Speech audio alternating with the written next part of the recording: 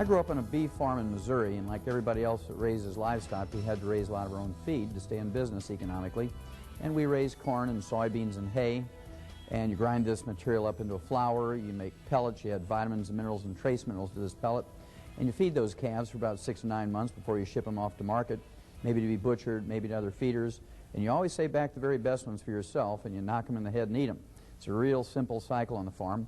The thing that fascinated me as a teenager was that as a family, we lived out of the same fields. We kept back 5 rows of corn for ourselves. We had a garden at the end of the field where we grew our peas and beans and squash and tomatoes. And we wanted to live to be 100 with no aches and pains, yet we didn't give ourselves the same vitamins and minerals and trace minerals that we gave the livestock. This whole concept really fascinated me, and I went on to ag school at the University of Missouri, and there I learned about chemistry, soil chemistry, and how it related to tons and bushels per acre. I learned about ag economics, but I really didn't get an answer to my basic question, why did we give these calves vitamins, minerals, and trace minerals and not ourselves, until I became a freshman veterinary student at the University of Missouri. And there I learned that the reason why we put all these vitamins and minerals and trace minerals into animal feeds, bottom line, is because we don't have health insurance for them. And of course, if we were to use a human healthcare type of system for livestock, it'd be a sticker shock for you. Your hamburger cost would be $275 a pound. Boneless, skinless chicken breasts would be $450 a pound, and a dozen eggs would be $50 for a dozen eggs.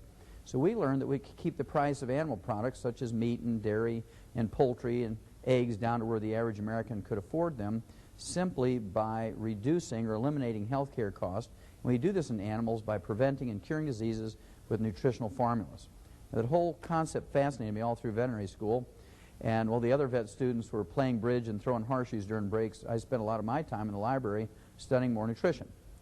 After graduating vet school, I went to Africa for 2 years and got to work with Marlin Perkins from the old Mutual Omaha Wild Kingdom days.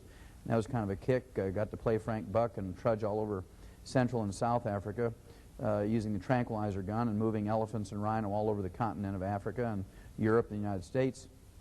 And after 2 years, Marlin sent me a telegram and invited me back to the States to work on a big project.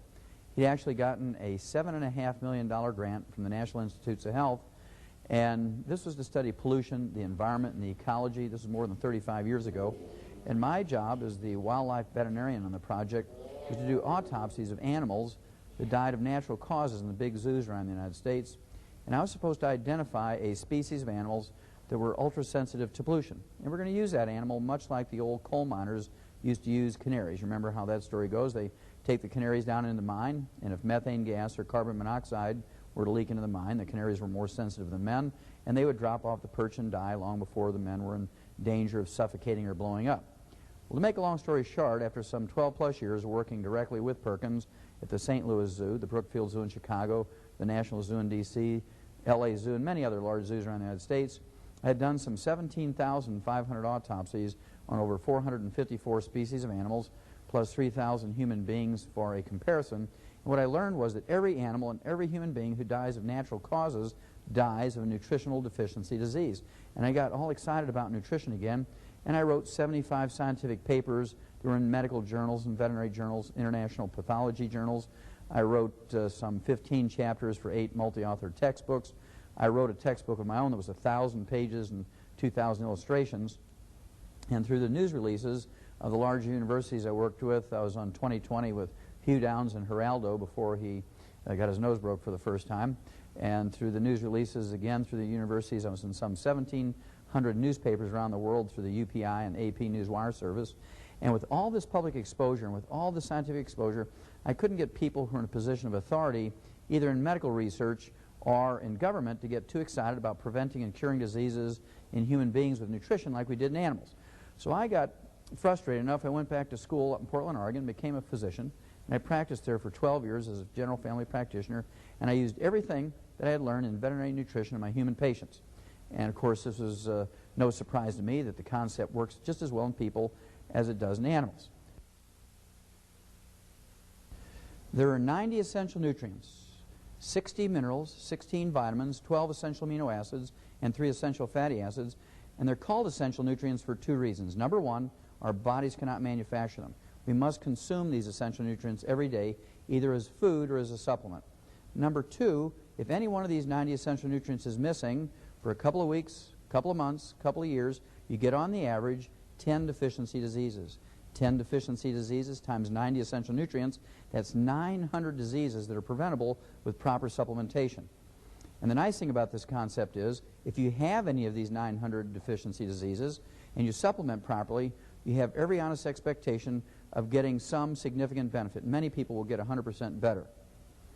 Then, we haven't had to think about this over the years since human beings have been on Earth, simply because our food plants, our grains, vegetables, fruits, and nuts, have been able to manufacture the vitamins, amino acids, and fatty acids. And this whole concept was very interesting to researchers back in the 30s and 40s. They believed that you could get everything you needed from your 4 food groups because plants did manufacture vitamins, amino acids, and fatty acids. And that's where that whole malignant, dumb belief came from, that you could get everything you needed from your 4 food groups. And of course, that little sentence has killed more Americans than all the foreign enemies put together in the 220 years we've been a nation. Now, you notice I didn't talk about minerals. Minerals are a different concept. Minerals cannot be manufactured by plants, as we've already said. And as a result, you have to consciously supplement with minerals. You can get some vitamins. You can get some vitamin A and beta-carotene and vitamin C and vitamin E from your grains, vegetables, fruits, and nuts, but you cannot get minerals. You cannot guarantee you're going to get minerals, so you must supplement with minerals for this reason. How important are minerals? Well, they're used as cofactors for vitamins. You cannot use vitamins without mineral cofactors. You cannot use enzymes. You cannot use hormones. You cannot use DNA, RNA, chromosomes. You cannot even use oxygen without mineral cofactors. That's how important they are. Secondly, minerals do not occur in a uniform blanket around the crust of the earth. Minerals occur in veins like chocolate ripple ice cream. And you know that chocolate ripple ice cream is 99% vanilla and it's just 1% chocolate. And here's our problem. Plants cannot manufacture minerals. Minerals do not occur in a uniform blanket around the crust of the earth. They make up 2/3 of the 90 essential nutrients. 60 minerals out of 90 nutrients. 2/3 of the 90 essential nutrients are minerals. That's how important they are. Now, one of the things that cause problems, in addition to plants not being able to manufacture minerals and minerals not occurring in a uniform blanket around the crust of the earth, is that we've used a simple fertilizer for the last 100 years in the United States called NPK, nitrogen, phosphorus, potassium. And the simple fertilizer gave the farmers the maximum yield in terms of tons and bushels per acre. Nobody gave a farmer any kind of tax break or cash incentive to make sure that you and I got all 60 essential minerals. That's our own responsibility. Farmers grew tons and bushels. Now, one of the things I want you to pick up, one of the things I want you to get, is a copy of U.S. Senate Document 264. U.S. Senate Document 264 says that there's no longer any nutritional minerals left in our farm and range soils.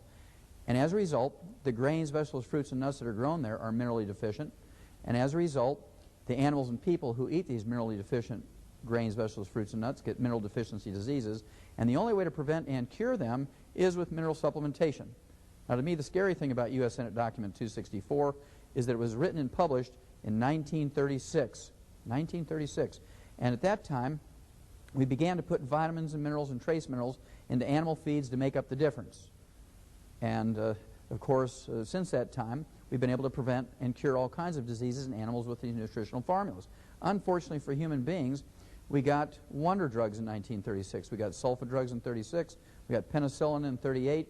And we got cortisone in 42. And it was very easy for the medical profession to con the American public into believing that they would find a wonder drug to fix everything. If we just gave them enough money for research, and if we faithfully watched Dr. Marcus Welby, MD, that they would find a wonder drug to fix everything. Well, you don't believe that anymore. That's why you're here, because you don't believe this anymore.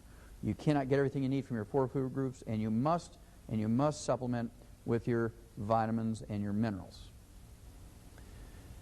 There are 5 early warning symptoms that even a 5-year-old can recognize when you have mineral deficiencies that are dangerous and life-threatening. Number 1 is white, gray, and silver hair. White, gray, and silver hair indicates a copper deficiency because copper is required to manufacture hair pigment. Doesn't matter if your hair color, if your original hair color is blonde or red or brown or black. Copper is required as a cofactor to manufacture this hair color. So if you have white, gray, or silver hair, you actually have a copper deficiency. Now, if this was just a cosmetic problem, it'd be no worry, but there are more sinister things going on when you have a copper deficiency. Copper is also required as a cofactor to manufacture the elastic fibers in your body, including the elastic fibers and veins and arteries. When you get a breakdown of the elastic fibers